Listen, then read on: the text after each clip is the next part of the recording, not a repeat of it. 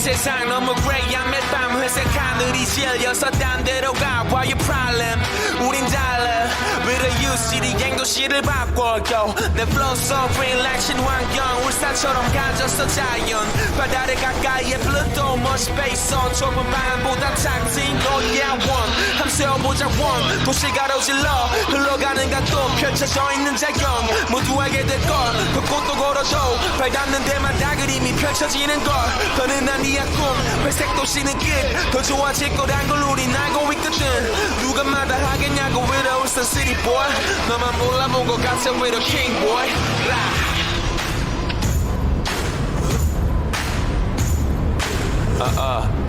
Yo 이런 도시 없었잖아 T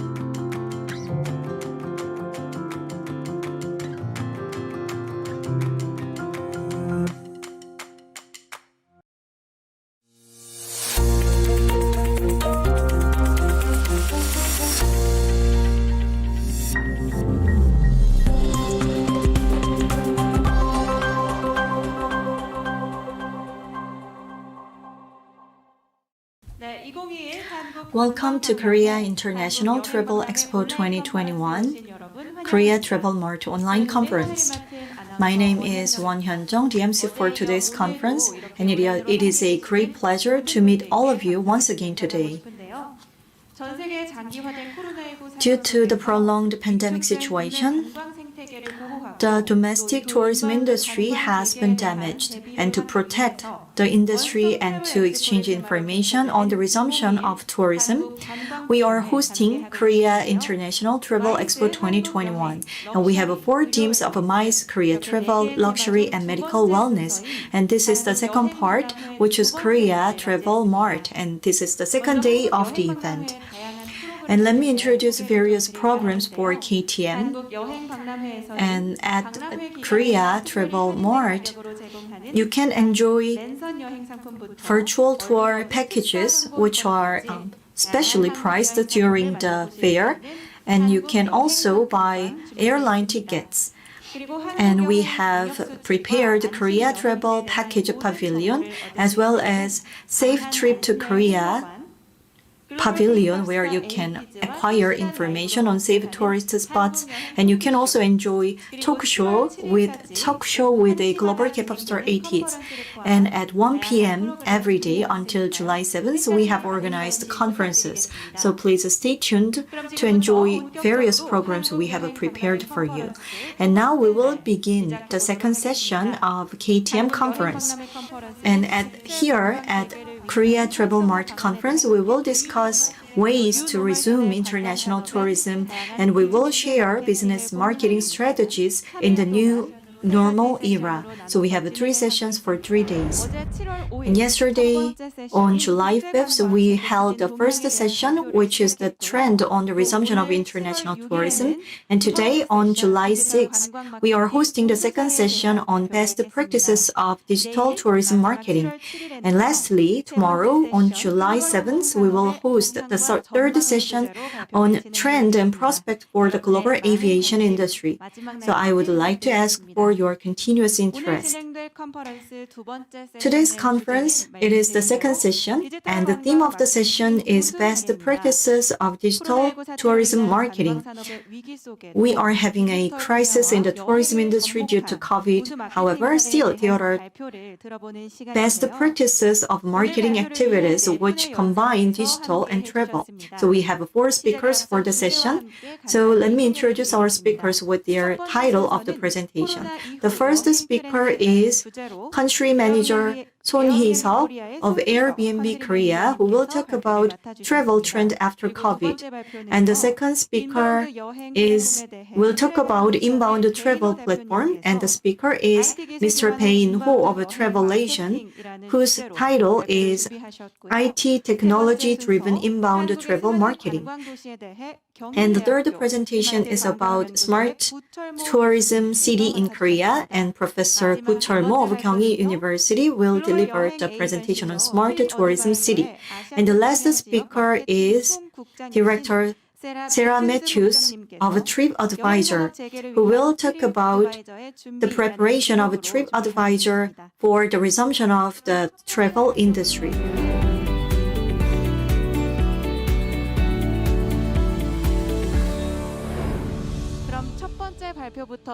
So we will begin with the first presentation. The theme of the presentation is the virtual tour. So we will invite Country Manager Son Hee-seok of Airbnb Korea. So the title of the presentation is Travel Trend After COVID.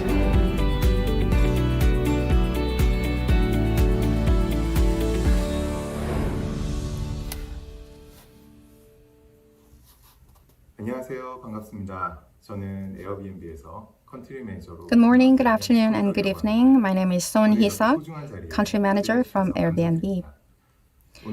First of all, thank you very much for inviting me to talk today. And I'm going to talk about travel after COVID-19 and especially on new 3 trends. The first one is online to on-site. Going through the COVID, we have seen lots of different online travel products.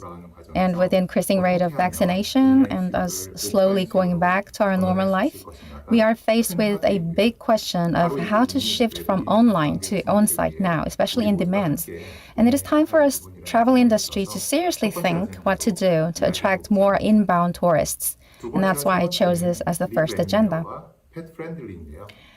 Second and third agenda are live anywhere and pet friendly. And these are new travel trends that were rediscovered and revalidated during the COVID. And I also thought I wanted to talk about this with you. First is online to on-site in more detail. To talk about online travel, I think I need to touch upon our Airbnb online experiences. It is a travel platform aiming to go beyond mere lodging to providing various service and began in 2016. Basically, local experts offer tourists opportunities for very special experiences. And if you see the popular products here, on left, sports activities and unique experiences related to history are really popular too. And there are various products based on local culture, unique culture. And for Korea, K-pop and Korean food-related experiences are quite popular. But as the WHO declared pandemic in March 2020, overseas travel practically became an impossible option to consider.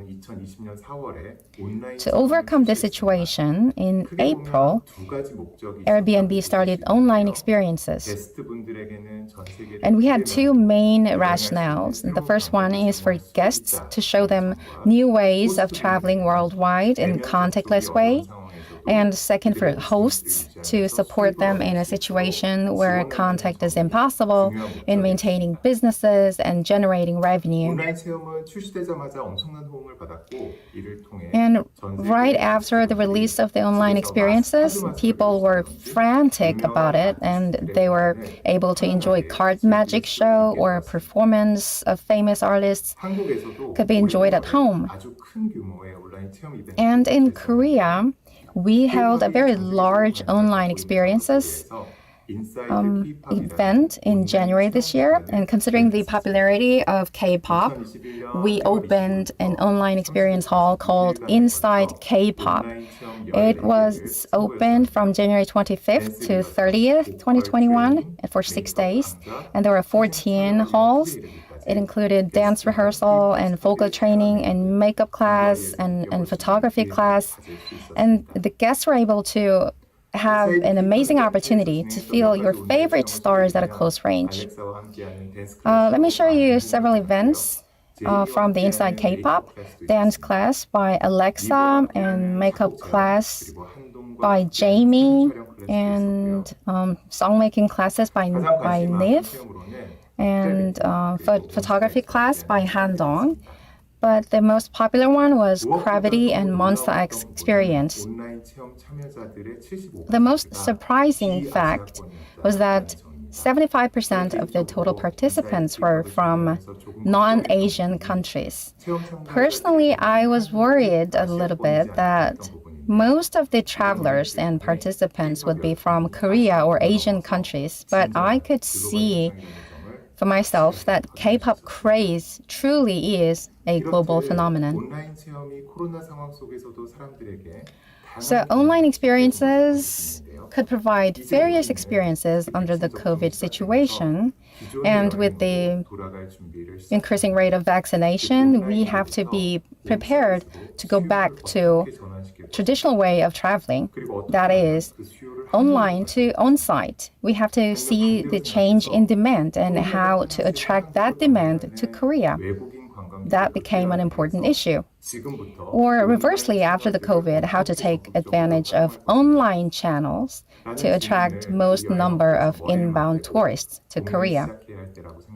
And I believe this is the question that travel community must take to the heart.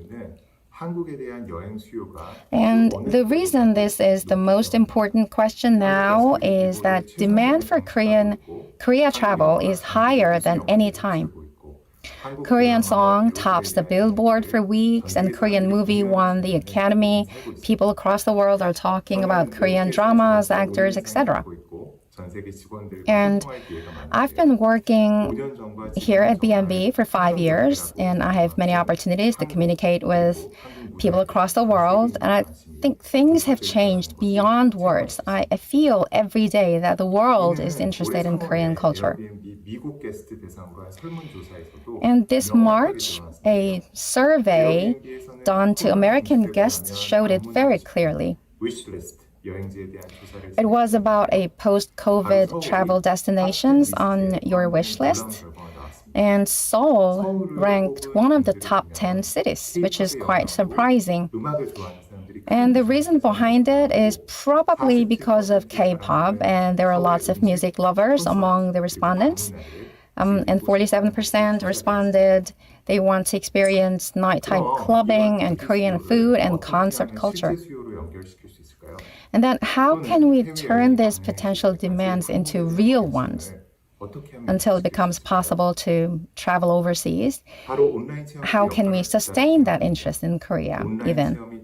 And I think online experiences can do just that. It can go beyond just providing experiences to even generating demands for wanting to travel to Korea in the future. And Korean Tourism Organization also focused on this potential of going online to on-site, how important it it is in a preemptive manner, and they concluded an MOU with Airbnb in May. The core objective is to focus on online experiences and tourism content and develop and promote them so that we can attract as many inbound tourists as possible after the COVID. This graph shows each country's vaccination rate in a time series analysis. And the first thing to see is that vaccination is going on, but there are some regional differences, significant differences.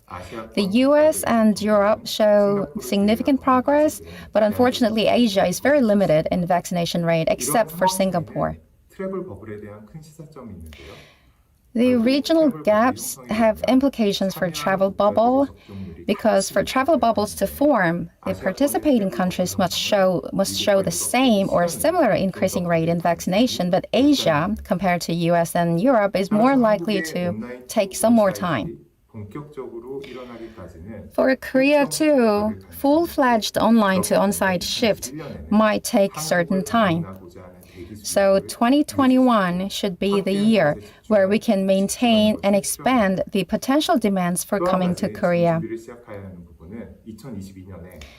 And one more thing, in 2022, with the full-scale online to on-site shift happens, we need to be prepared in our capacity to cover huge potential demands with diverse and flexible experiences and accommodation products. If we are not prepared, demands will meet the shortage of supply, which will only lead to increased cost of travelers and lost opportunities by neighboring countries. So that wraps up the first agenda, and I'm moving on to the next agenda, which is Live Anywhere. To talk about Live Anywhere, we need to look at an article by New York Times, August 28th, 2020. The title is College is Everywhere Now. This article covered college learning that turned remote and how students were doing. And they were taking remote classes everywhere in the US instead of at their home.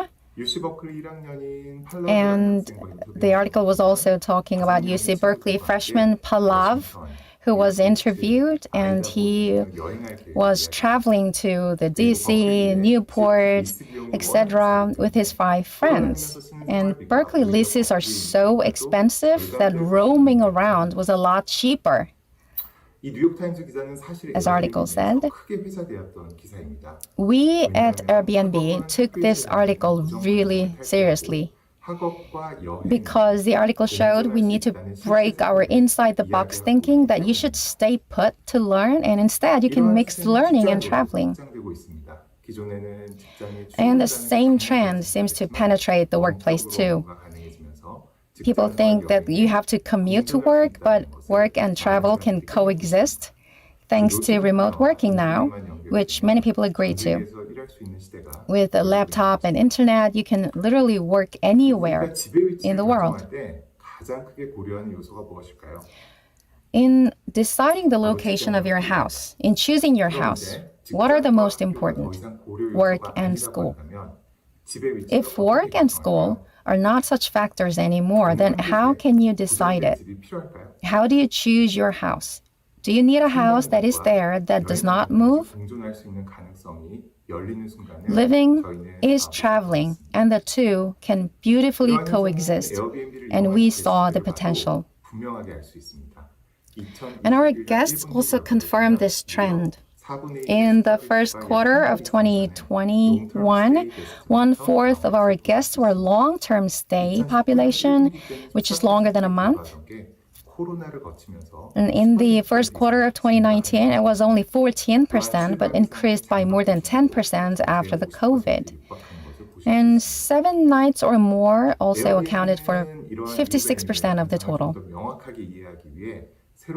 To understand more clearly this phenomenon of Live Anywhere, we started a new project where we selected 12 teams around the world and had them live anywhere for a year. And it was such a learning opportunity for us, which gave us huge insights for developing products. And it'll also help us promote the trend of live anywhere most efficiently and evolve into the brand that can do it the best. And lastly, pet-friendly. KB Finance Group Research Center published 2021 report on companion animals recently. And there are 15 million companion animals in Korea, which is a quarter of human population. And recently there are more and more TV shows about companion animals, which also reflects this trend. And now people think the animals as their families. 90% of the people do that. And this number will increase going through the COVID as people stay longer at home.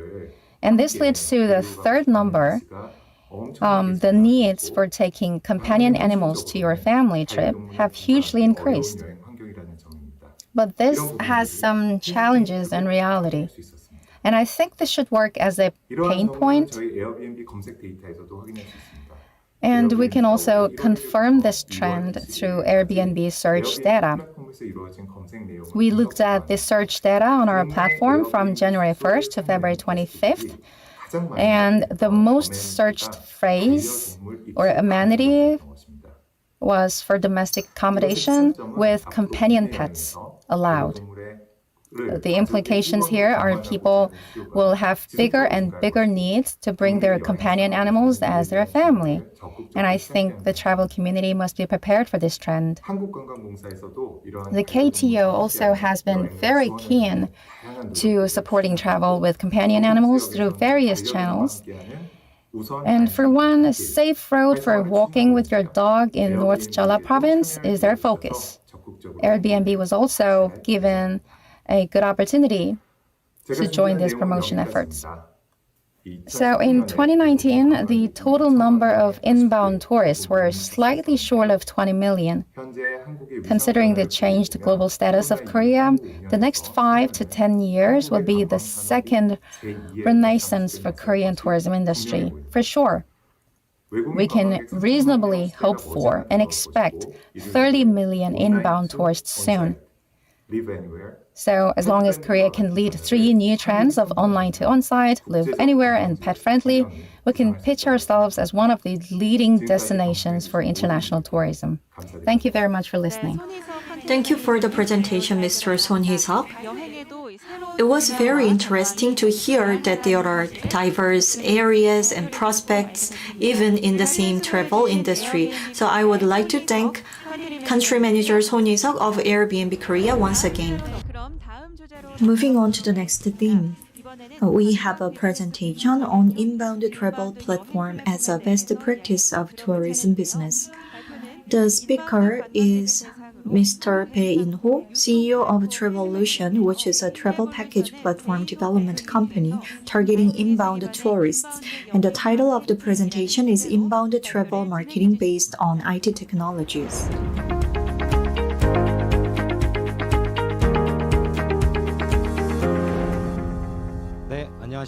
Good morning or good afternoon.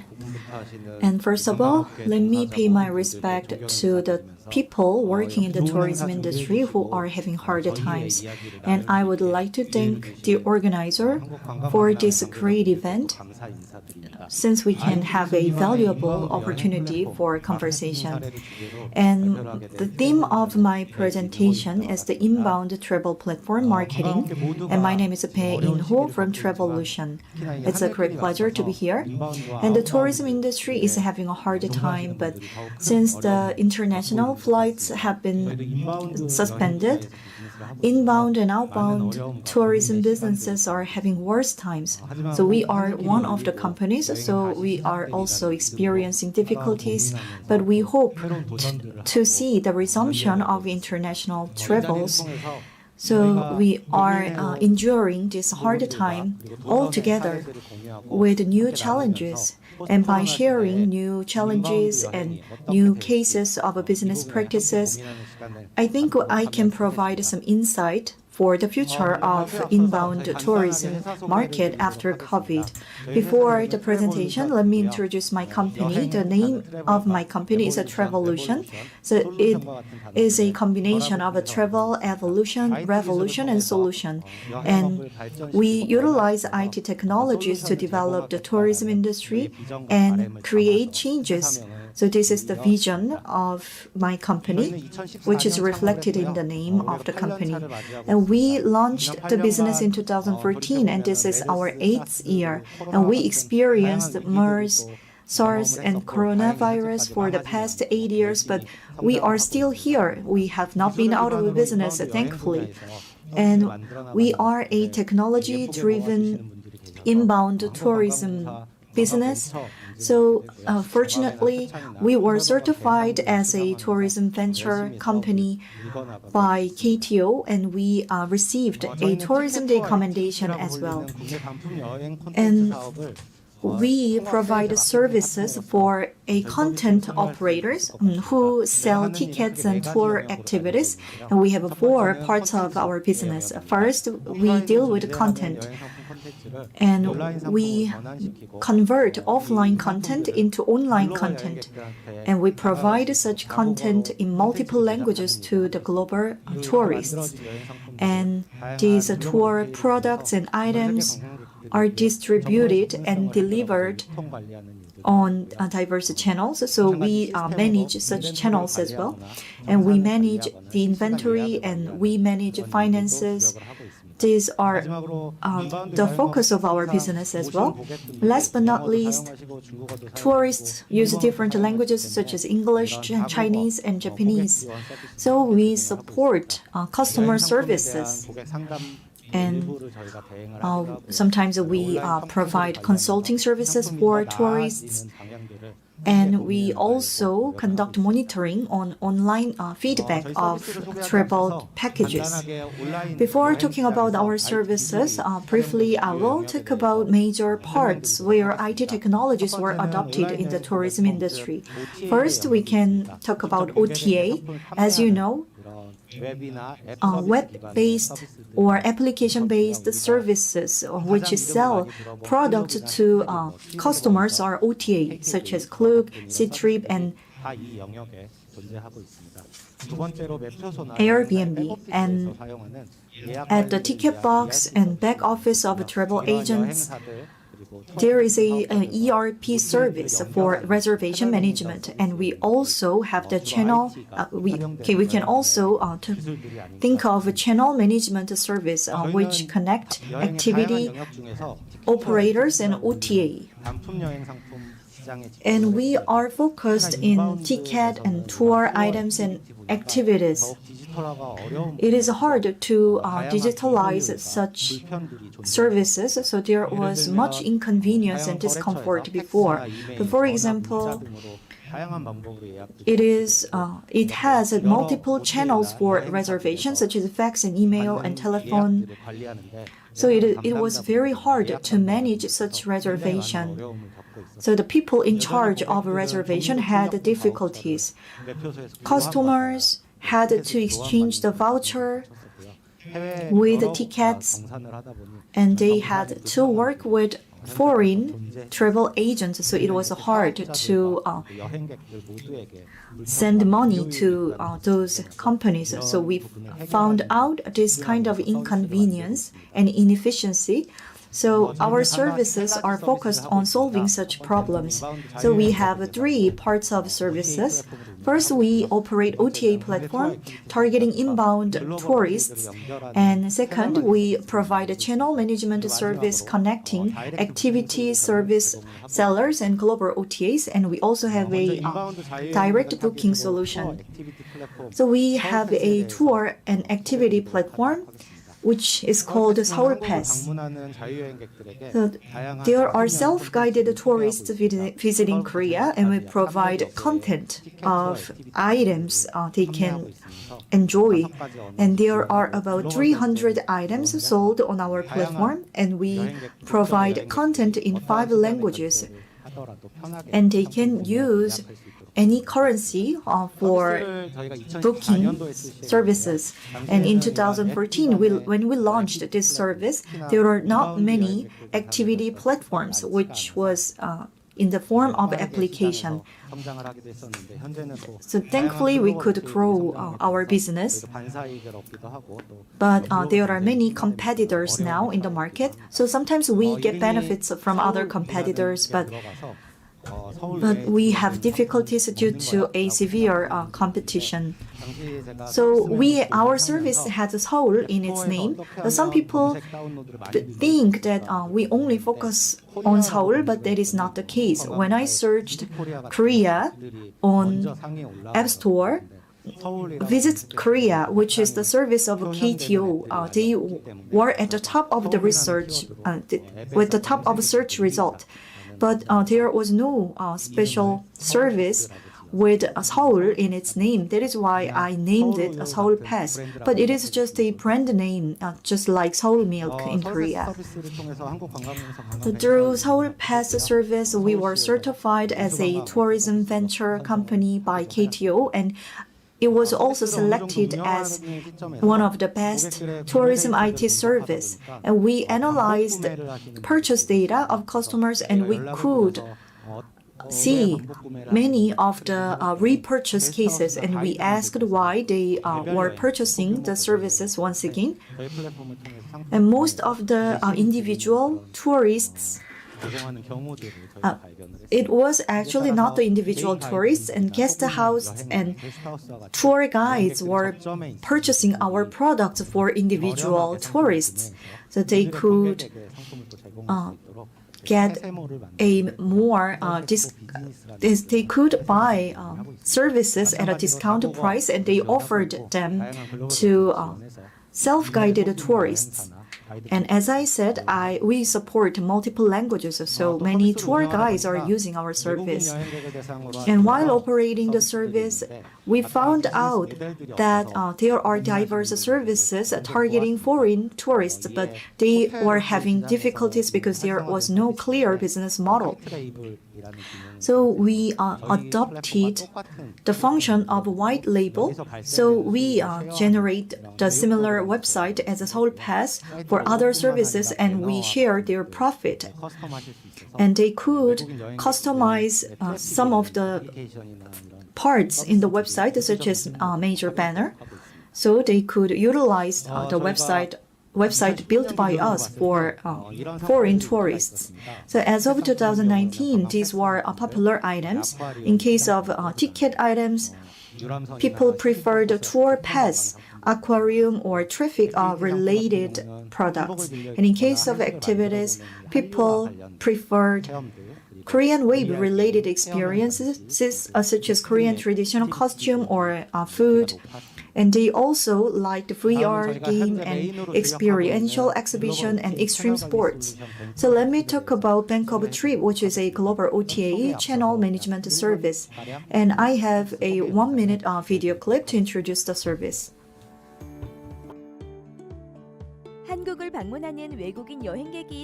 So with an increasing number of foreign tourists coming to Korea, and we have many online global travel agents, but it is hard to manage the service. And we have a solution for you. We have the OTA channel management service called Bank of Trip. Around the world, you can manage reservations at different travel agencies. You can manage reservation, and you can deal with payment here, and you can just focus on your customers. This is the smartest way to meet foreign tourists. Our service is provided under the name of Bank of Trip. And as you saw in the video clip, Bank of Trip is a channel management service for inbound tourists and activist business owners. And this is the service for ticket sellers and also tour activity business owners. So diverse global OTA products are mounted on this solution, and we are helping them sell those tickets and activities on the platform.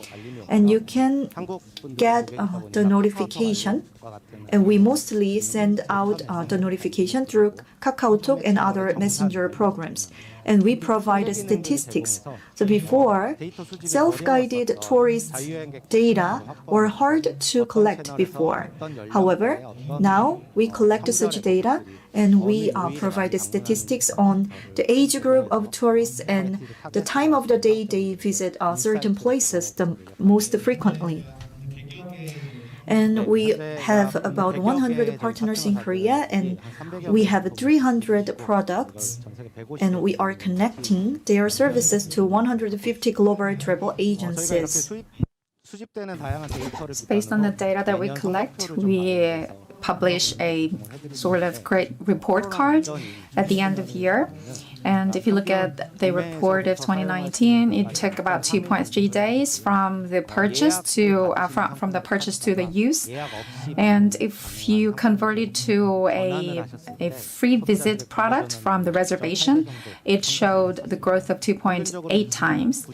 And on average, a female ages 29.2 took up the biggest part of the users, and compared to the beginning, we could see the base got expanded and the ages got older. And the most login happened on Friday night. And once logged in, the users searched for 8.6 products on average. And we have Order Direct, which is a combination of order and direct. And you can sort of see it as a global version of Naver reservation. And Order Direct lets you directly search for the products from the perspective of users, and for the tour activity operators, you can directly contact the clients. And it offers multi-language product page and global transactions. And you can also rely on the subscription type service. And you can either link your page to the website if you are having a problem selling the solutions to the foreigners, or you can also use the website if you're doing the SNS or social media posting promotion. And even before the COVID situation, the travel market had been shifting from the package tour to a free travel. And according to the trend, we engaged in different types of marketing strategies, including the introduction of our products and services to clients by visiting fairs. And well, we're living in a digital world, but people still rely on the paper map when you go to a new place. So we included a QR code so that you can directly be referred to the page where you can buy some travel products. And this is the promotion activities by the KTO.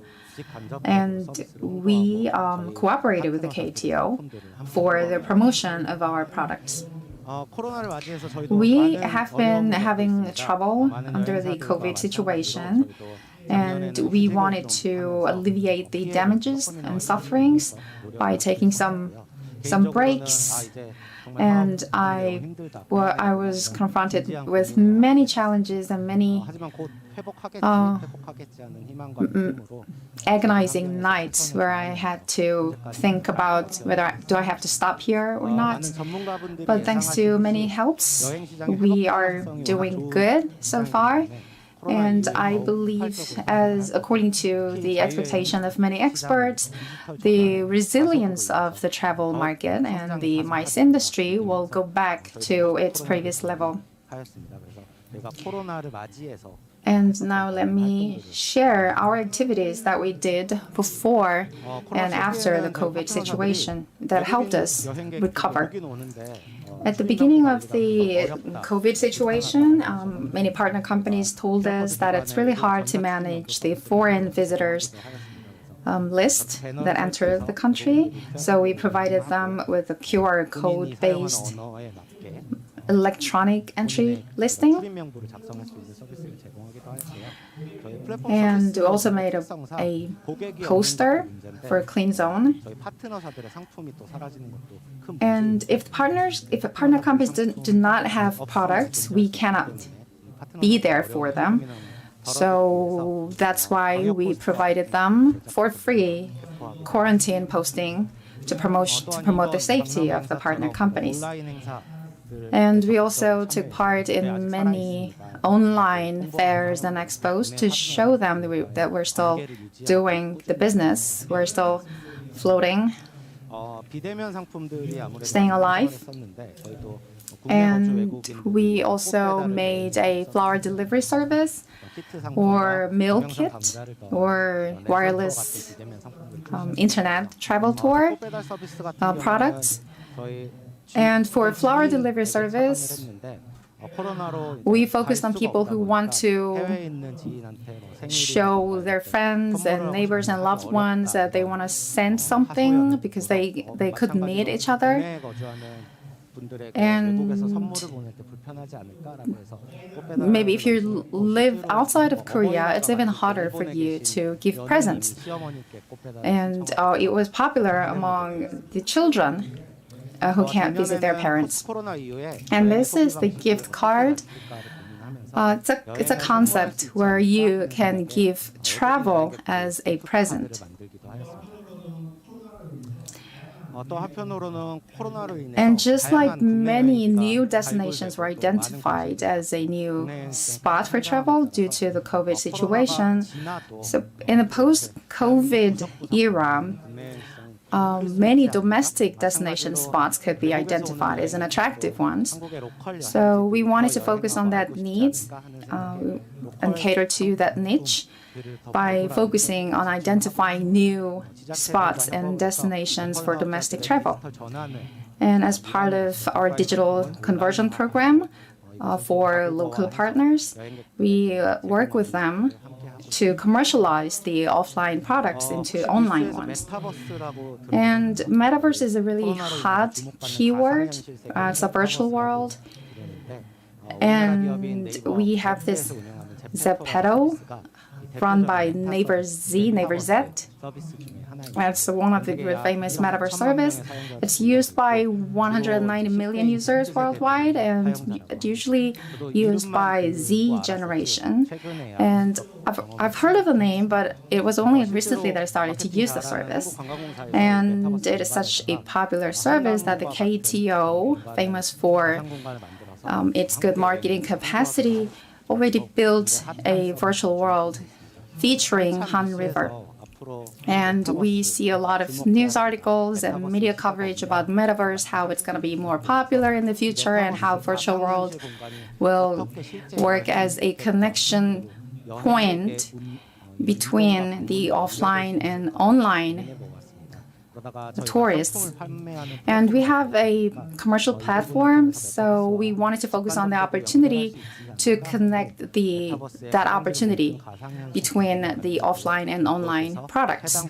So maybe we can hide some discount coupons in the metaverse that you can find in the metaverse and use it in the actual destination. So I wanted to be more specific by showing you a video to sort of give you a sense of what Zepeto is actually like. And I'm going to show you a video where our team members will find a discount coupons in the metaverse. So these are the characters and metaverse that we created. And if you see a video, you can see the character is running towards the places where we hide the coupon, discount coupons. And you can use these coupons to purchase products at a actual destination. And it provides discount for up to 50% from 5%. And anyone visiting Metaverse can have fun trying to find the coupons in a Metaverse. So you can actually use these coupons in a travel platform that we run to get a discount for the travel products you purchase. And so far, not many cases have been realized where users actually purchased products yet, but we will continue trying new projects that connect travel product commerce from domestic travel destinations realized in Metaverse. And this is the Korean slogan of Travolution: travel for everyone to enjoy. And we will stay committed to making various attempts and connecting between tourists and tour activity businesses. Thank you for listening. First of all, I want to thank Mr. Bae In-ho from Travolution who are here with us to offer valuable suggestions for the tourism industry. Now, let me ask you a couple of questions on your talk. Hello, Mr. Bae. I know you have experiences in diverse platform businesses targeting inbound tourists. So VR tours are connected to real-world tours through Metaverse, which was especially interesting to me. So my question is, do you have measures to convert virtual tourists in Metaverse to real-world tourists? So in fact, with the emergence of Metaverse as a keyword, the tourism industry has thought about this. Travel requires movement of our body, and it requires experiences. So including myself, the entire industry has thought about how we can connect a virtual tour to the real world. So the one possible solution is that we create as real as possible in the virtual world, so we can spark interest in the destination from the potential audience, and we can provide diverse promotional activities, for example, by selling products in the virtual world, and we can find a solution with these kind of attempts. So we can create the lifelike metaverse as a solution.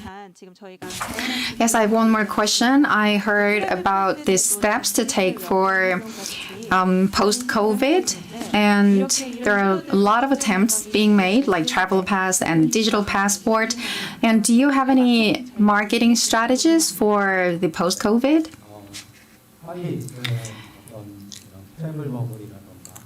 Yeah, like you said, the vaccine passport or a travel bubble will hopefully be a stepping stone towards the resumption of the international tourism. But most of all, safety, assurance about safety is important. And well, there are many products, but it's all about giving assurance about safety and checking the entry and relaying that information to tourists. So lack of information can lead to anxiety and concerns about safety, and resolving that issue could be a key point. Yes, thank you for the answer. So safety is all about selling new products. Thank you for your insights, and thank you for your time. Really enjoyed your presentation, and I wish you all the best. And this closes the presentation that told us about various marketing strategies. Welcome to the third presentation. We will invite Professor Kucholmo from the STEP of Kyung University, and he will give a presentation about smart city. Let us invite the professor.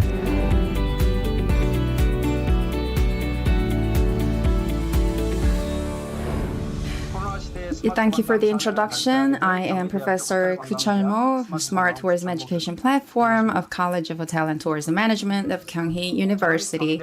And as I introduce myself, I am the head of the Smart Tourism Education Platform, and I'm also editor-in-chief of this journal of Smart Tourism. And these are the books that I authored, and I happen to be the first one who created a concept of smart tourism, and I continue my research in smart eco-city and smart tourism. These are the contents, 5 contents of my presentation: tourism under the pandemic situation, and smart technology and smart tourism. Third, smart tourism examples. And fourth, tourism application and changes and process. And lastly, how to travel well in the COVID-19 situation. The first one is tourism industry under the pandemic situation. As you all know, the year 2020 was the worst year in the global tourism sector. And as you can see from the map and graph, the tourism sector continued its development up until 2019, but it deep dived into a bottom in 2020. And as you can see from the map, North America, South America, Asia, Europe, all the countries all over the world showed a negative growth in tourism sector. And of course, Korea was hit too. The foreign visitors decreased to 100th of the past, and 112 jobs disappeared. And there are a lot of shutdowns in many businesses and people losing their jobs. And these are the travel keyword in 2021 under the COVID situation. So it's all about safety under the COVID situation. And so-called healing travel, or a travel that heals the corona blue, is also a keyword. And community and intimate group travel is also a keyword. And wherever you go is a tourist destination. And it is to enhance the connection and networking. And you have a thirst for a travel. And there are explosive demands for the travel, but everyone is waiting for the COVID to end. And second is smart technology and smart tourism to respond to the COVID-19. First one, technology and human. Humans have an ability to use tools, and by that we can expand our innate abilities. And of course, it started from fire, but now it's computer to extend our intelligence. And smart technologies let us expand our intelligent ability and frees us from repetitive tasks and focus more on creative works. And now smart technologies are more common, and people even have more than one smartphone, and sometimes they share many smartphones. And this disruption impacts the tourism industry through the ICT. So it's not just about automation, but it's a matter of expansion of creativity that creates a new paradigm in terms of the connection between smart technology and people. So the interaction and communication has become more important. The internet first appeared in 2000, and the keyword was "the world is flat." Thomas Friedman said that the ICT development is making historical and geographical separation more and more irrelevant. So under the globalization 1.0, it was a globalization led by the states and state governments. But with the emergence of the smartphone in 2007, it's globalization 2.0 led by companies, but now it's globalization 3.0, which is led by individuals. And COVID-19 situation even clearly shows us how intertwined we are. So is deglobalization going on due to the COVID-19? No, I don't think so. There are many types of globalization, and I believe individual globalization is even getting stronger. So virtual lectures and online conferences and online travel shows that technology is deeply penetrating globalization. And creative destruction will visit us sometime after the corona situation. And I believe it's when the need of human meets the technological development to create a new type of globalization. And the high tech and high touch are two of the new words. So in the 1980s, when personal computer was born back then, the high tech and high touch was born too.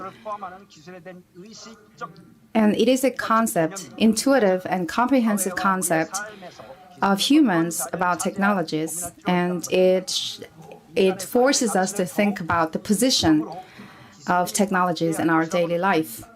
But using technology, we have to use technology by intentionally selecting when to add value. That is the point. So in the world full of high techs, what do we have to do? Instead of just relying on technologies, we have to go beyond simply responding to technologies and learn to expect the impact of technologies. So high-tech and high-touch shows how to understand technology through a human lens. So high-tech has to combine with high-touch that is relevant with nature, human, religion, and art, or other abstract forms of value, and that they can create high-tech, high-touch optimization. There's a thirst for high-touch time. So people are more thirsty for the high-touch to get out of the fatigue of high-tech. And travel is one of the ways to feel high-touch.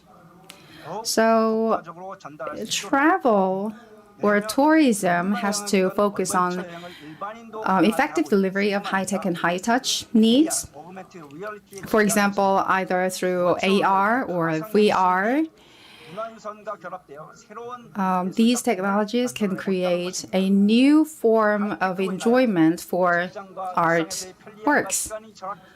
So high-tech lets us save time and it gives us convenience, but we are under new obsession or pressure of production and efficiency. So people have stronger desires for relaxing time and relieving time and silence. So there's a growing level of stress and tensions. So people want to get out of this more strongly from this high-tech time, and they want to have this high-touch time. And now let me move on to smart tourism cases. So if we have three good tourist spots in Korea, that is Seoul, Jeju, and Busan. And I believe Jeju is one of the most successful tourism cases, smart tourism cases. Jeju has been really aggressive in tourism, but due to the COVID-19, the tourism industry has been suppressed. So they held this ITOP, Inter-Island Tourism Policy, to come up with some solutions to the post-COVID. And as a result, they are operating the big data portal for Jeju tourism. And they're also operating this Jeju-type digital New Deal project.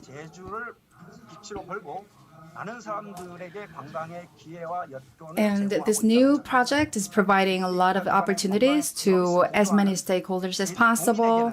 For example, for Jeju natives and tourism organizations, it provides opportunities for jobs and business conversion and marketing by giving systems. And for individuals, they can use the big data to get the information they want, for example, about climate and season and food. And this is the big data-based tourism service platform run by Jeju Tourism Organization.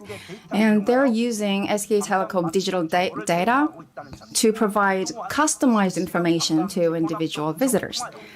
And they also provide real-time analysis for tourist spots' congestion rate. And they do this by analyzing the distribution by sex, by age, so that people can get a real-time insight into a congestion rate of certain sites. And it also concluded an MOU with Naver Cloud for smarter tourism. And currently, China is also shifting towards smart tourism, and it can be viewed through 3 steps like this. And in 2011, National Tourism Administration of China focused on China Modern Service Informatization course. And they said it's going to take 10 years for full smart tourism, and provided a comprehensive roadmap for the project. And in 2015, National Travel Administration also created a new roadmap for smarter tourism and mobile technology. And in 2020, the Travel China announced its plan to combine internet and travel promotion with upgraded development of tourism plan to accelerate smart tourism shift. And these steps are accelerating China's move towards smart tourism, and they're also combining new technologies like live broadcasting and exhibitions and cloud technology to propose a new hands-on tourism model. So China is proposing a smart culture tourism model, and Xi'an and Beijing are 2 most famous tourist spots. And one example is Emperor Qin Shi Huang's Mausoleum Site Museum and Museum of Qin Terracotta Warriors and Horses. And you can see how they come alive. Also, they build a smart system for the management of operation of such tourist spots. So all the data are collected in the real time, and based on AI, they find the best way to respond to issues so that they can enhance efficiency to manage the tourist spots, and they can respond to issues in a swifter manner. And the first digital smart tourism platform in China is about a trip to Winnan province. And they are also developing platform in cooperation with other technology companies. And in Korea, we have the first smart tourism city, which is Incheon. And there was a one-on-one matching fund of the national fund and local fund. And Incheon City is building the tourism information service platform, and it is building an efficient tourist environment so that they would like to materialize the smart Jemupo Bay area of the 19th century in the 21st century version. And they are building application called Incheon Easy, dedicated to travel to Incheon area. But there are some problems about this project. First, I would like to mention the lack of a promotion. People need to come to this city, but it has not been fully promoted, and there is no Wi-Fi zone. Smart tourist city Incheon should be based on mobile internet. So throughout the entire trip, we need to provide Wi-Fi services. However, there is a lack of Wi-Fi connectivity in certain areas, and we need to reinforce the convenient services for inbound tourists taking advantage of Incheon Easy application. Now let me talk about the changes to the process impacted by COVID-19. We call it hospitality technology and travel technology. So we have 1.0, 2.0, and 3.0 of hospitality technology, and mostly it is related to accommodation services. And in 1943, the mainframe of the computer was invented, and there was the first hotel website in 1994, and through iPhone in 2007, individual and respective services became available. So even in the hospitality industry, there is an active adoption of technologies. However, there was a growing anxiety over tourism due to COVID-19. So we have to solve anxiety and we have to increase confidence level. And as a measure to reinforce confidence, we need to combine technologies in the tourism industry. So I developed the catchphrase called CARE2. C stands for clean and contactless. And it is also about security and safety and new content as well. And we have to focus on emotional exchange among people. C2 represents clean and contactless, as I said. And A stands for assure, R is reinvent, and E stands for empathy. These are the essential factors of the technologies in the tourism industry. And there are changes to the tourism application processes. First, accommodation and activity. And in case of accommodation, first, let me talk about activity. So we have this application called Klook. So it presents a business model for a flexible decision making. So they target the shift in psychology of tourists in the situation of COVID-19.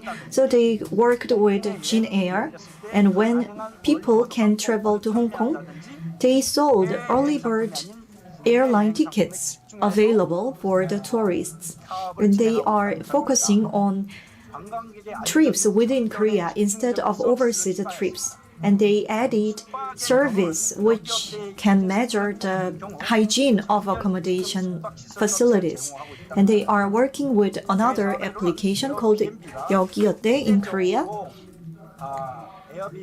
And we also have the case of Airbnb. They analyzed the customer data and they are putting a new keyword such as people can travel anytime, people are traveling everywhere, and people are staying longer. These are new catchphrases presented.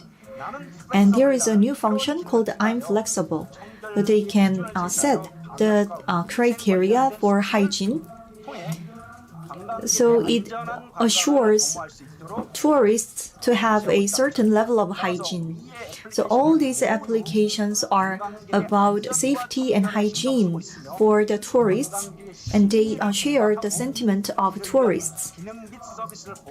And they added proper functions based on the analysis so that they can assure a safer travel for all these tourists. And in case of Korail,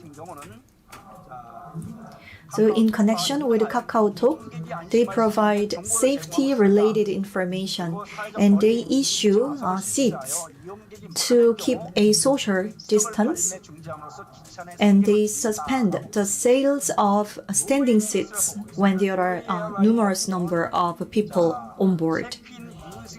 And this is the catchphrase by Norwegian airline. It is a check-in using our handy mobile app. So you can reserve ticket and you can check yourself in through application.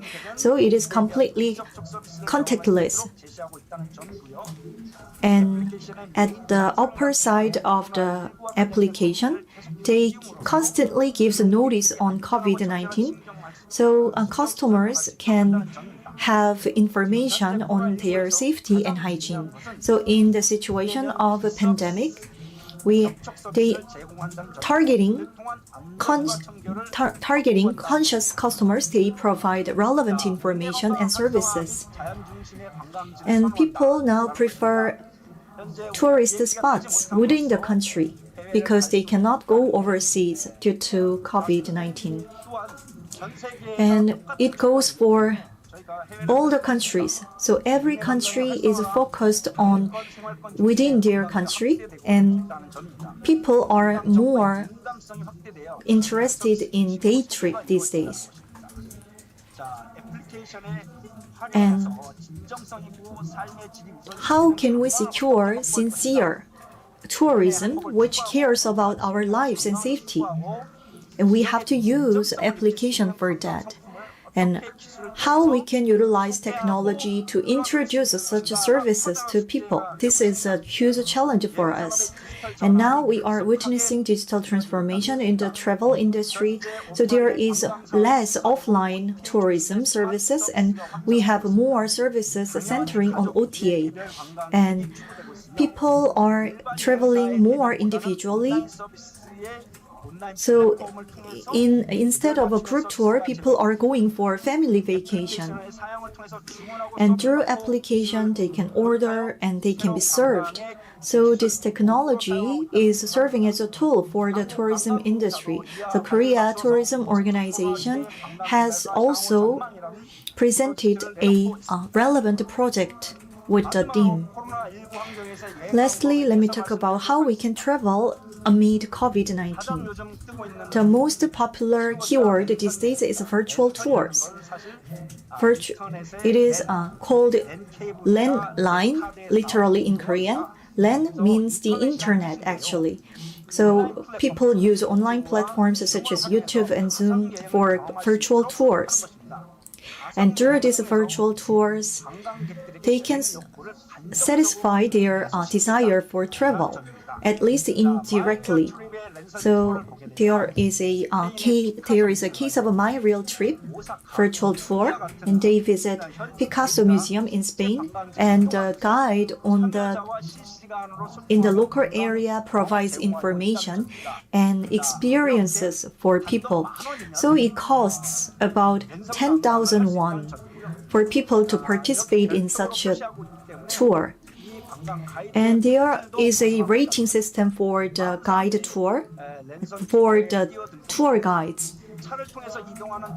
And there is a combination of the traffic on the street, and which is also combined with radio program. And in Singapore, they provide a virtual tour in cooperation with Airbnb. In case of Korea, people satisfy their needs for travel through video clips and images of travel.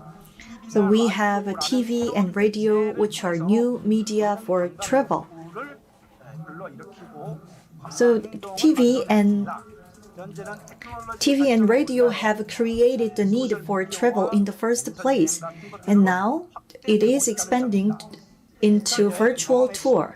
And people believe that the digital experience would be extended into their physical travel in the future. And many people believe that there is a high connectivity. And when we look at the type of digital content, before it was mostly about landscape, but now people are more interested in trip to somewhere itself. So there was a research on analysis of a virtual tour's role in tourism recovery post-COVID-19.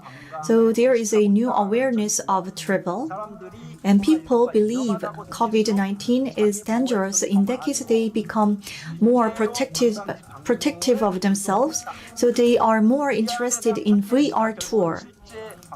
And when people find the VR tour interesting, it is more likely for them to actually pay a visit to such sites in the future. And now, people are nostalgic about past trips, and it is all in their smartphones. So although COVID-19 is an ongoing issue, people have this growing need for travel. So that is why the virtual tour has become popular and the content is provided constantly. But that's how people satisfy their needs for travel in some senses. However, we can identify new possibilities from COVID-19. So the keyword here is revenge consumption, and it can be applied in the tourism industry. So we can come up with the word revenge travel. The COVID-19 and revenge travel, which is the revenge consumption in the tourism industry, these are new keywords. First, we had the period of panic, and the second stage is that people have a growing awareness of the fact that COVID-19 is not that serious and we can go back to our daily lives at some point. And the third stage is economic recovery period, where we expect we will witness revenge consumption. So we have to plan for this stage from now on. Then how we will witness revenge travel? So when we look at the research and literature in other fields, when people have suppressed needs, they will express such needs in a more expressive manner. So this is a research conducted in 1987 at Harvard University, and they directed Group A to think about white bear and told Group B not to think about white bear. And the researcher asked each group to ring the bell whenever they think of the white bear. And at the end, Group B ended up ringing more bells, although they were told not to think about the white bear. So this is called the white bear effect, and it will show in their behavior. And this is related to revenge travel or revenge consumption. So in the figure number 2, it is about suppressed needs for smoking. So in the third week, people who had suppressed needs for smoking, they tend to smoke even more after a certain period. So it is not effective to tell people to suppress the needs for smoking when you want to make them quit smoking. And the same goes for chocolate. So the suppression group who were restricted not to eat chocolate, they will end up eating more chocolates at the end of the day.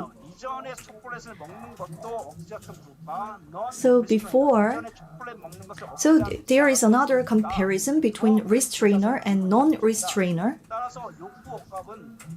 So there is a pattern. It is not only about emotional rebound, but also behavioral rebound.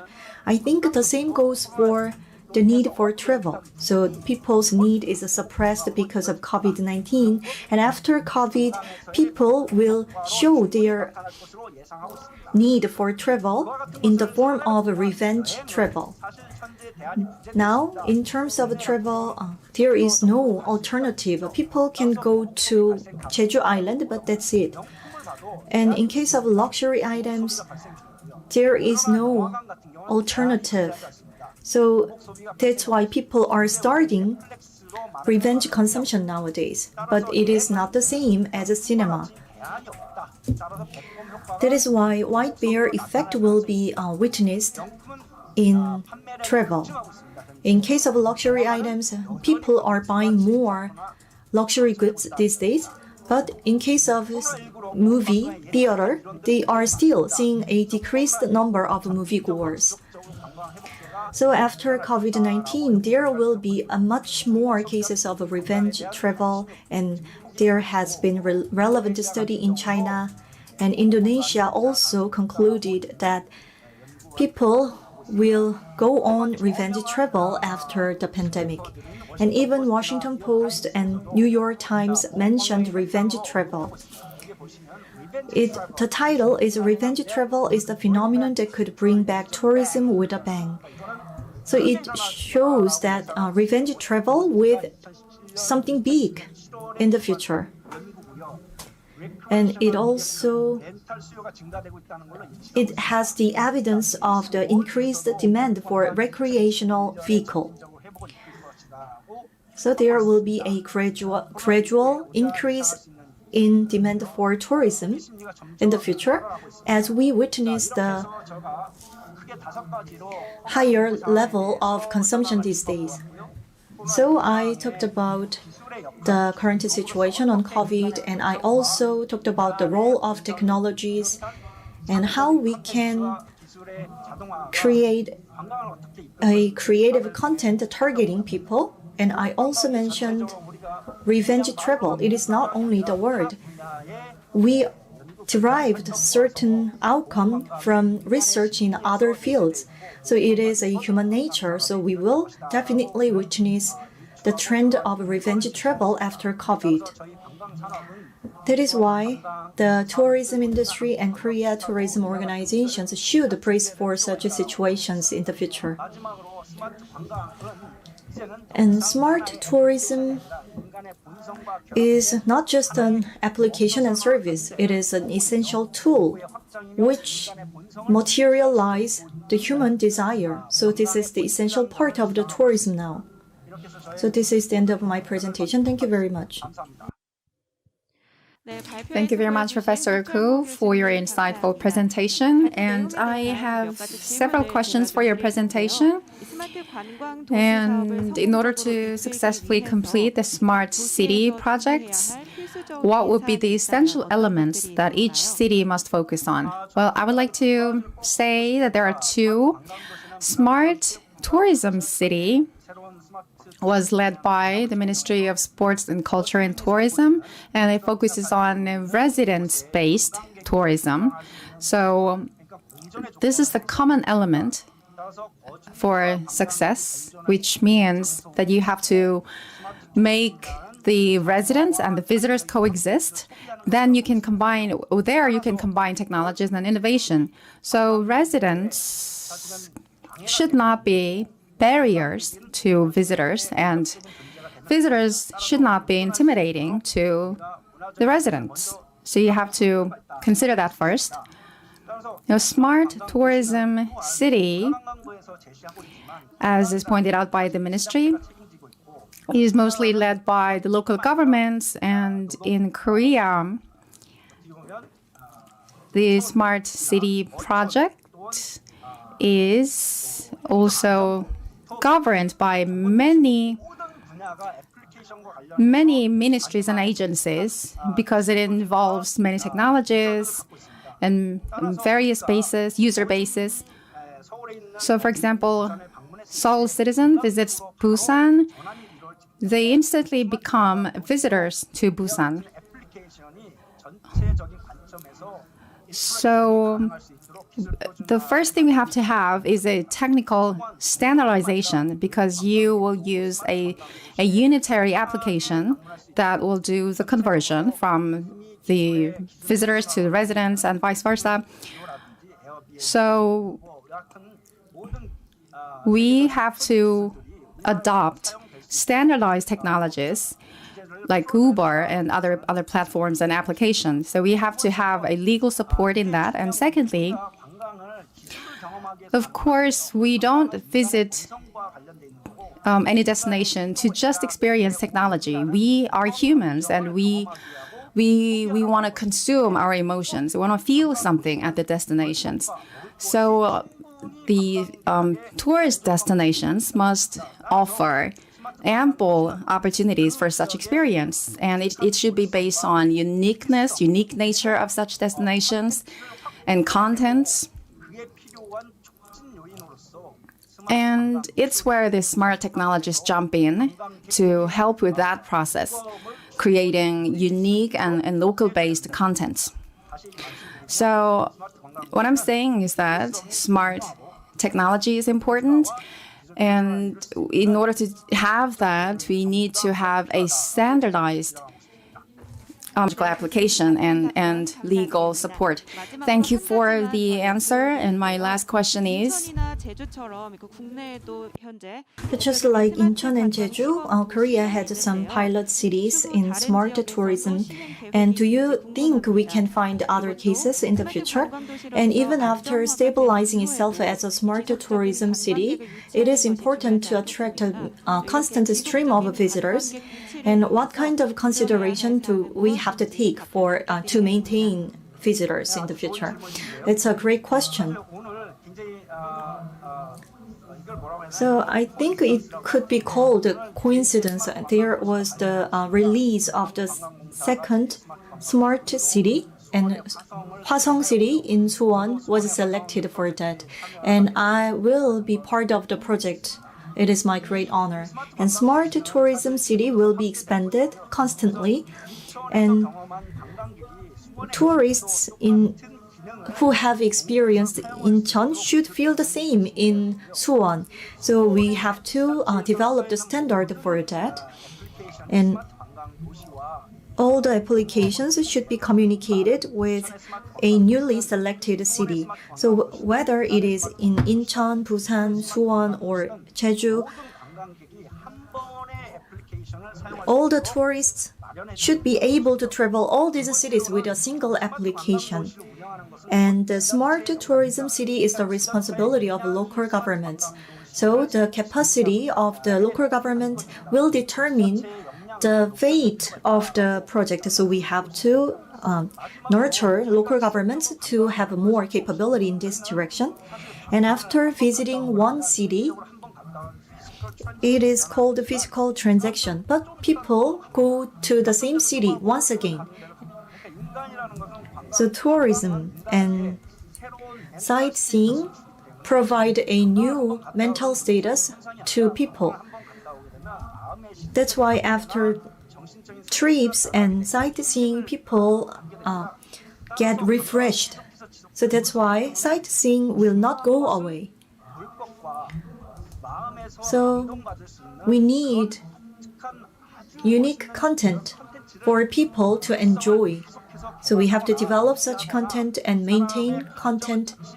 And we have to develop content which can touch the emotions of people. And there is a role for technologies.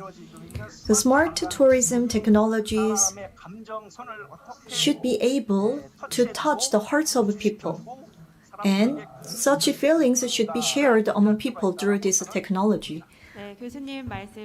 Thank you very much. So listening to your presentation, I hope to see the past COVID era so that I can enjoy smart tourism myself. So it was Professor Koo Chol-mo from Smart Tourism Education Platform of Gyeonggi University. Thank you very much. and let us move on to the last presentation. We will invite Ms. Sarah Matthews from TripAdvisor, who is an Asian Pacific region marketing director, and she will talk about the preparation of TripAdvisor for the resumption of global tourism industry.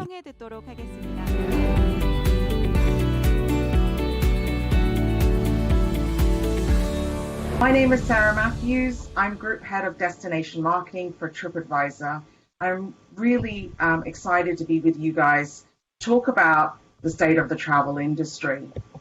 As I mentioned, I'm based out in Hong Kong and been working with TripAdvisor for nearly 9 years. And like most of you, I'm desperate to go on holiday. We've been in lockdown for nearly 18 months. And I'm really hoping that in the coming few months that we'll start to see more and more travel opening up across the Asia Pacific region. Because I certainly miss visiting all the amazing places and meeting amazing people across the region. I'm really looking forward to being able to visit Korea again soon, because one of my favorite dishes is tteokbokki, and I hope I've said that well.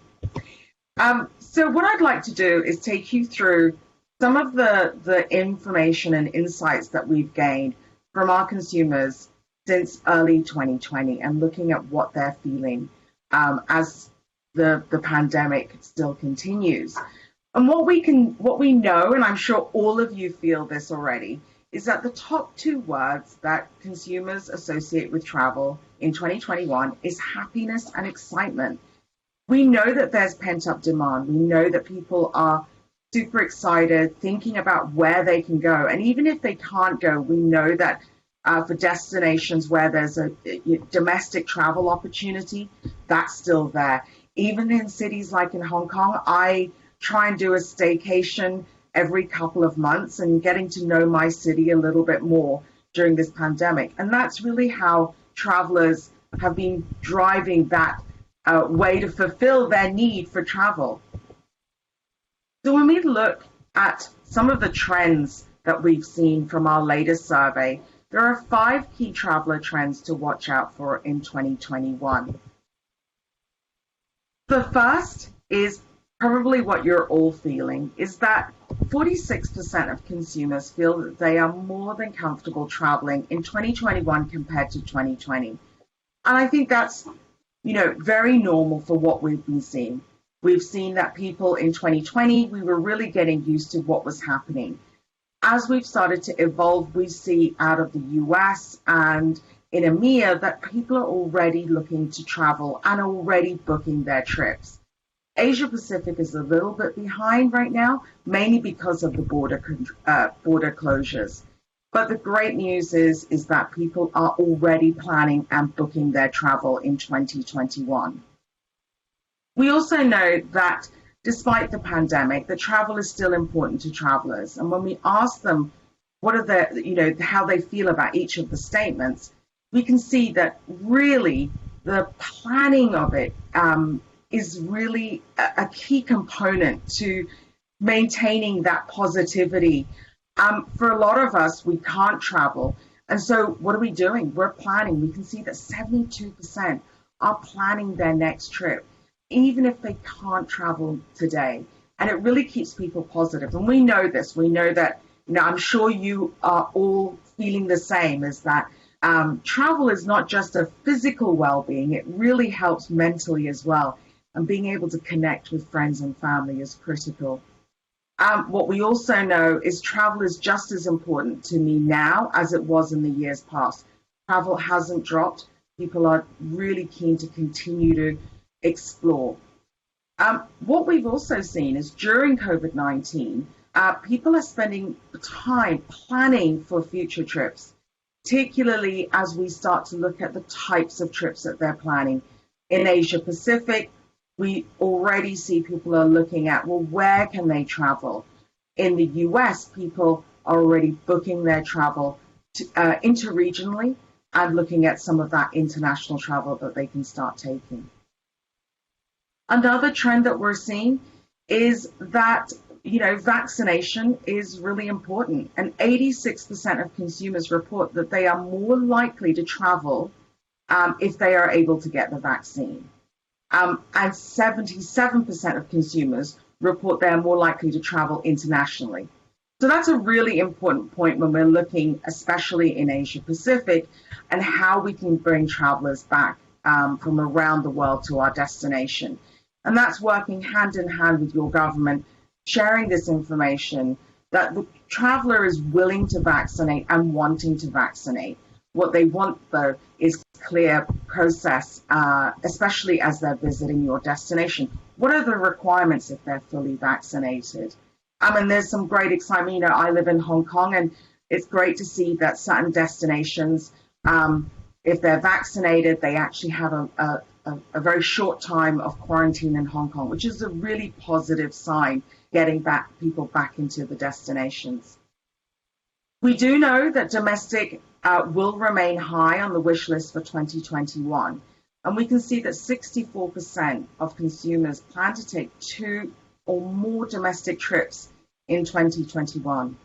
What's been really interesting is since the pandemic, when we look at the travel itself, traditionally we would always look at two types, international and domestic.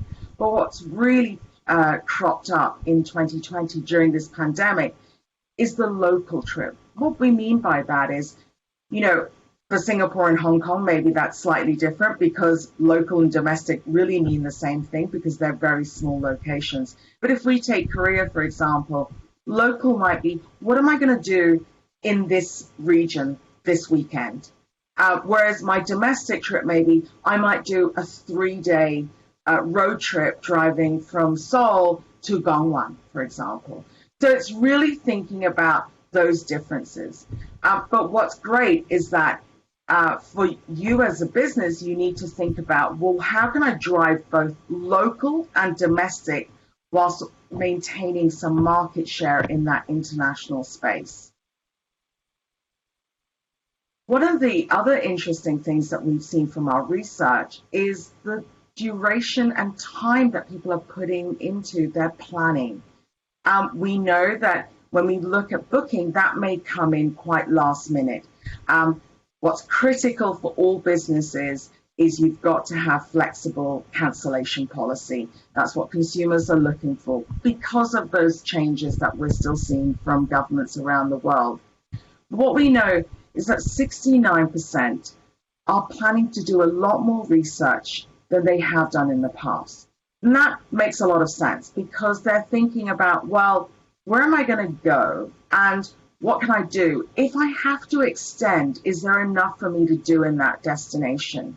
Or if it's an international trip that I'm planning to go on, do I want to take a longer holiday rather than just going for my standard 10 days or 2 weeks? So that's really interesting. And again, as a destination, as a travel business, thinking about how you can provide that content to the user is very important. What's really interesting as well is that travelers are thinking about what they're going to pack. And again, I think about myself when I'm traveling.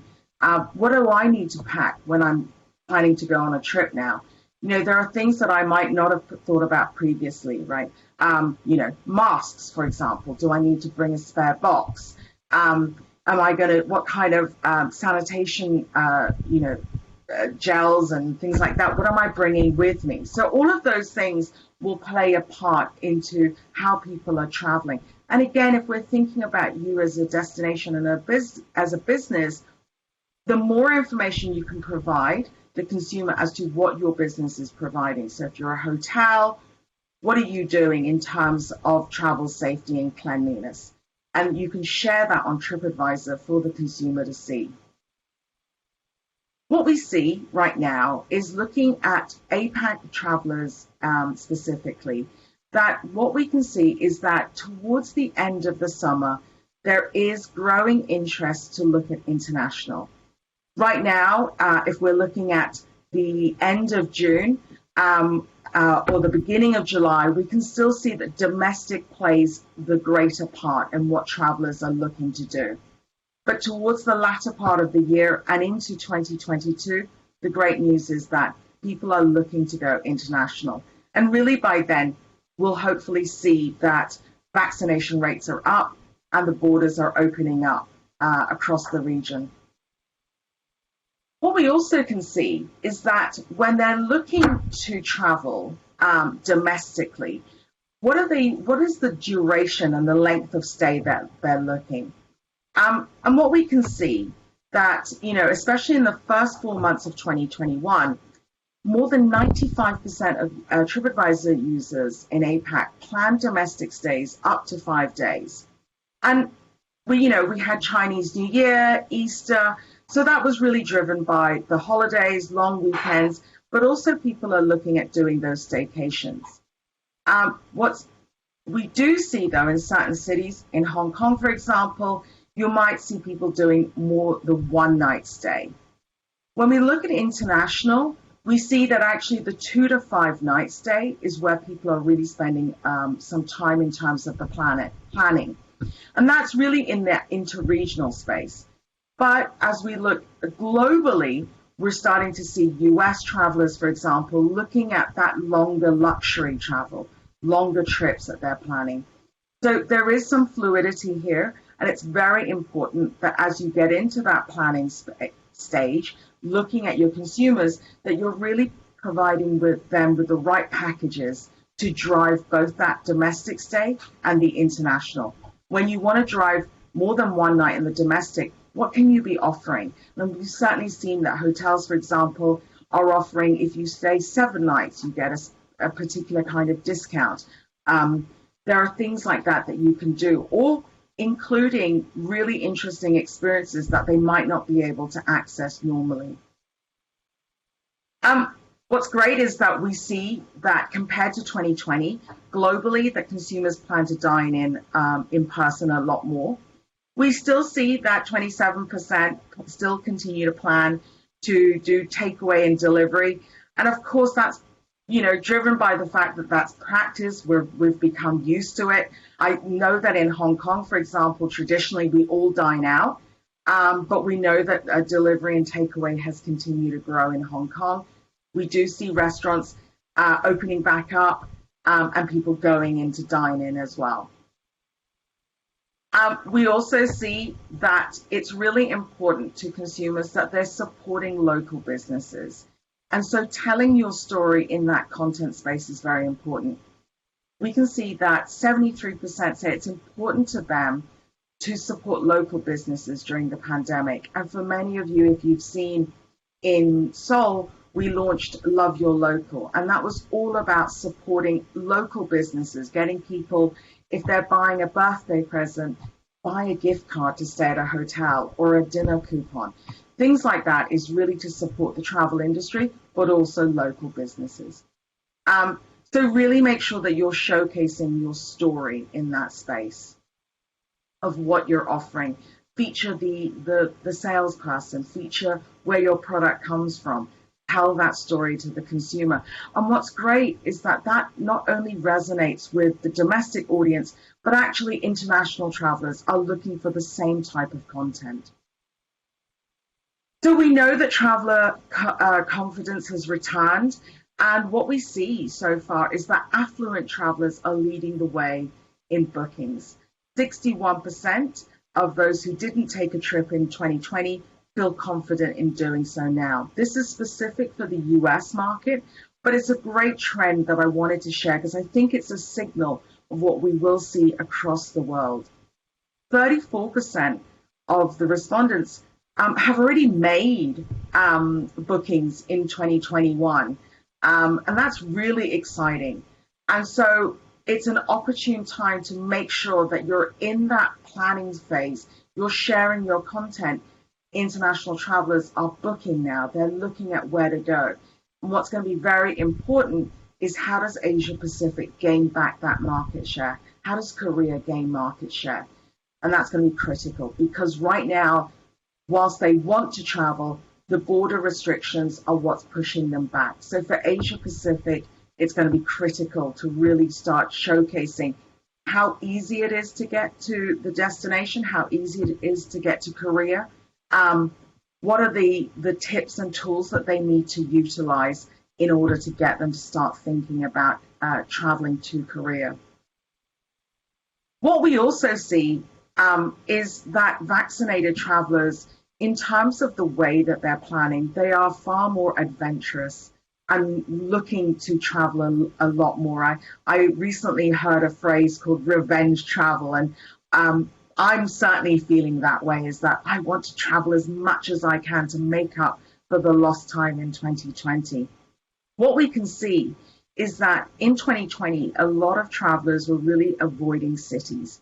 But the great news is that 32% are looking to travel back into cities. And this is from the vaccinated travelers, whereas it's a little bit less with unvaccinated travelers. We still see beach as a key area of where people are looking to go at 26%, whereas for unvaccinated travelers, they're really looking to go to the beaches still, getting into that open air. So you can see that difference where the 24% of unvaccinated travelers are looking to go to the cities, whereas we're seeing that opposite with vaccinated travelers. So that's a great opportunity to get them into your amazing cities in Korea, getting them to experience what you've got to offer, but also being able to tap onto that outdoor and nature story. So thinking about, for example, what about fly drive trips for international travelers to come to Korea, where they can actually spend longer, see more, and do more. When we look at length of trip plan compared to pre-pandemic, we can see that, people are planning to go longer. And that's great. So if you look at the dark green box, we can see that, in Singapore, US, they're planning longer trips compared to 2019. And we can certainly see that globally, it's very healthy as well, that people are looking to go longer. It's slightly different for Japan, and that's because they've been under a state of emergency. And so we'll relook at this data in the next couple of months to see, has that evolved, and are people looking to travel longer as we start opening up? When we look at global intent, so this is slightly different from the Asia Pacific, this is based on the first week of May. We can see that, again, if we look at international, it's really growing. So this beautiful image at the top is what we're seeing in terms of the international. And as we get into April 2022, from November onwards, we can see that globally, there's a lot more international travel being planned.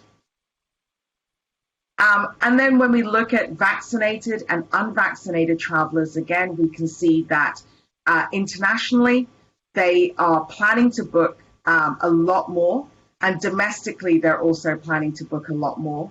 And then if you look at booked travel, you can see that's the biggest difference. That 32% have already booked their domestic trip. And what's super exciting for Korea is that 21% have already booked their international, versus unvaccinated travelers, only 5%. So this is really interesting. And again, a way forward is how do you make sure that this is the type of information that is shared with the government so that they can really start thinking about how do they open those borders internationally. So one of the things I will share is that most of the experience categories, we can still see that nature parks, are still a key area that people are super excited to focus on. They are still doing sites and landmarks. Shopping still plays a big part, but the outdoors is still a really big area that people are focusing on in 2020. So what are the actions you can take right now? So what are still the things that consumers are looking at? And this is globally. There is still that element of avoiding crowded places. So making sure that you're sharing destinations within Korea that people can go and discover. Cancellation and flexible policies are absolutely critical. And it's very important that businesses, whether you're a restaurant, a hotel, a tour, an experience, that you're sharing very clear hygiene and sanitation information so the consumer can really understand what they need to do and what they're facing if they're visiting your destination. We know that safety is top of mind. 65% of our respondents say that they will not travel until they see physical changes that make them feel safer. And in June of last year, TripAdvisor launched our travel safety feature. And we know that consumers have been using it. It is, in fact, our top most used filter on the site now. And what are they looking for? So thinking about your business, as travelers start coming in through airports, through the different, whether it's through, trains, what is the frequency of disinfection? I've stayed at the Murray Hotel recently in Hong Kong, and every single pen that they used, they actually put it under a UV light to clean it afterwards. Are there policies encouraging employees to stay at home when they're sick? And what travelers want to see is, are staff wearing personal protective equipment? That's very, very important. Now, we're going to start thinking about when international opens up, and you've got different travelers coming from different regions. you also need to be mindful of how they've been living for the last 18 months. So there are differences around the world. So how do you plan to anticipate the needs of the consumer? So to wrap up, travelers are planning to travel abroad in the second half of the year, but they're not going to wait to make plans. So make sure that you're taking care of your online reputation and start talking to them now. Vaccination and safety are a game changer. So you've got to promote your destination and business as safe to increase travelers' confidence and potentially drive more bookings.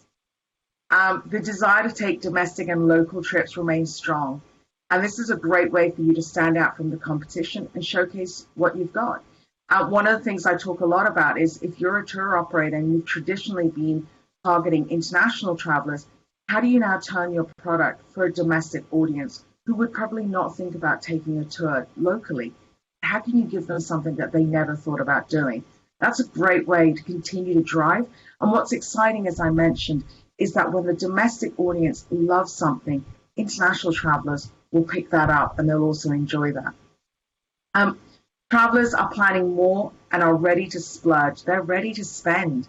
So make sure that your information is up to date and that you're really engaging with that traveler that you're hoping to get them to visit Korea. So with that, I'd love to leave you with this great message from travelers from around the world. When this is all over, when all this is over, we're going to go and hold our goddaughter for the first time. For most of us here, it's the perfect time of year to be outside. Il y a tellement de choses à faire, tellement de choses à voir. Mon premier choix, la Tanzanie. I want to be at the beach back home in Sydney, sipping on a really good coffee. This is a conchita, the pretty delicious. Going to restaurants in the city was really the only way to get a taste of home, and I really miss it. Yo creo que sería viajar donde vive mi familia y mis amigos más queridos y abrazarlos.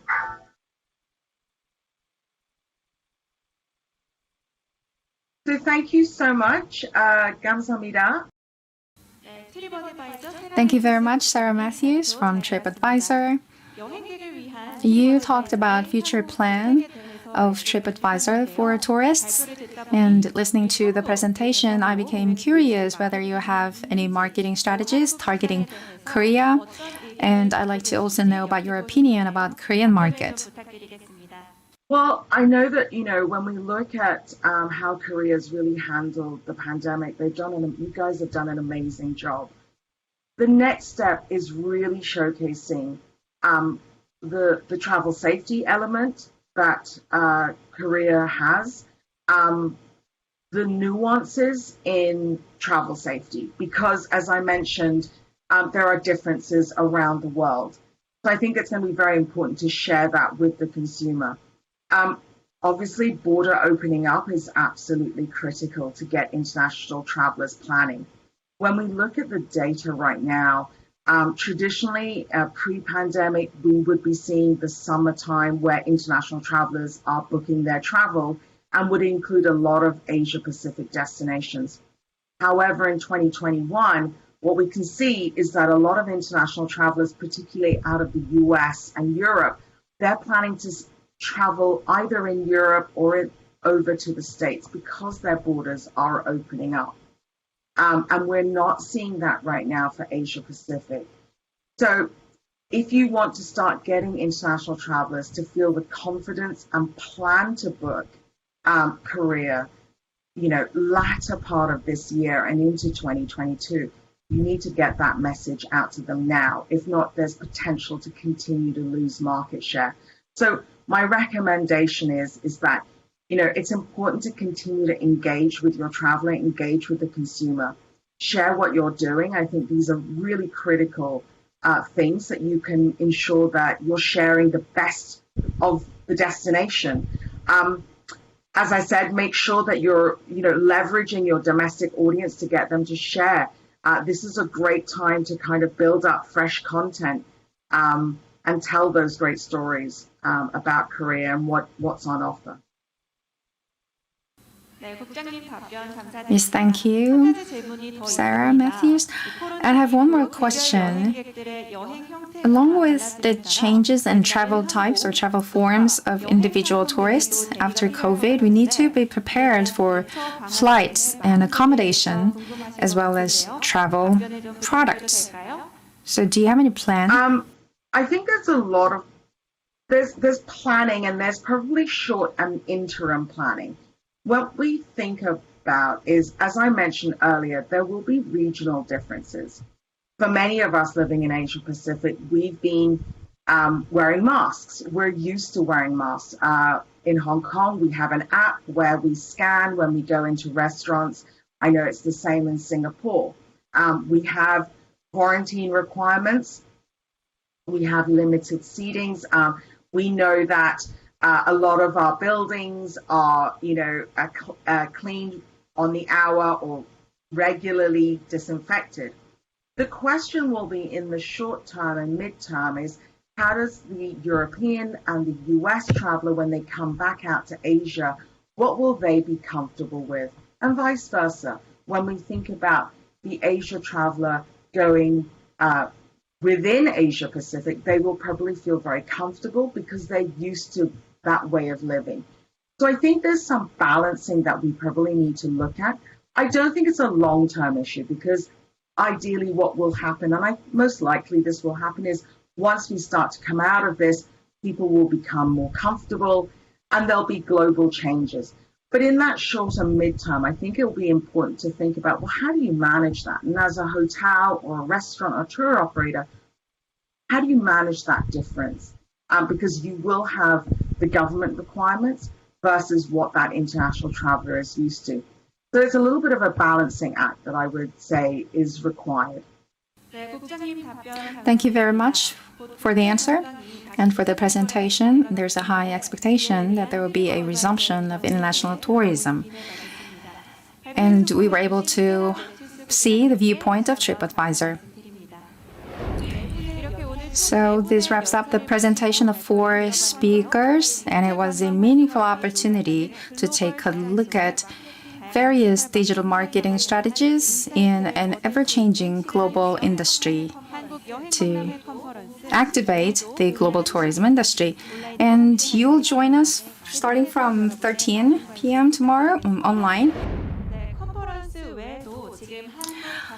Alongside the conference, if you would log into the website of Korea International Travel Expo 2021, you can see exhibition halls and travel to Korea Pavilion, where you can get early bird flights and many other travel products, and as well as Safe Trip to Korea Promotion Pavilion, where you can get information about Safe Trip to Korea. And on July 7th, which is the last day of conference, you can join K-pop band ATEEZ to have a live talk show about trip to Korea. So stay interested and stay tuned. Thank you very much for your support and participation. I'll see you tomorrow here.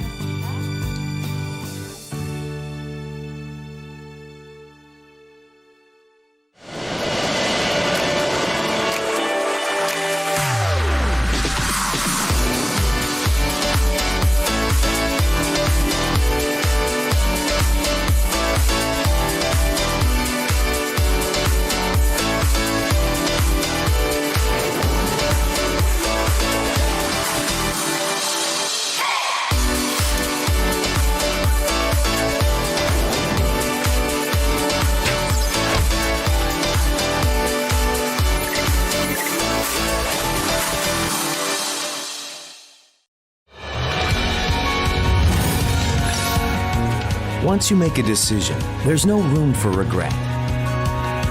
Keep your eye on the goal and work together towards success. In this midst, we are together as one.